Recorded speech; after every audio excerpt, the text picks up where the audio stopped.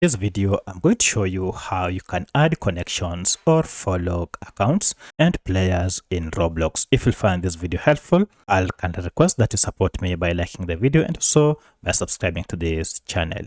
Now, as you can see, we have a suggestion of people you may know here.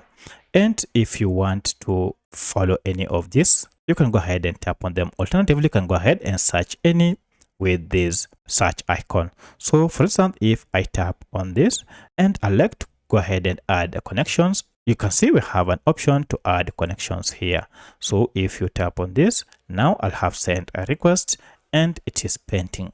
Currently, this account has 91 connections with 1 follower. So I'll wait for my connection to be approved, and now we shall be friends with this person or this account once this has been accepted.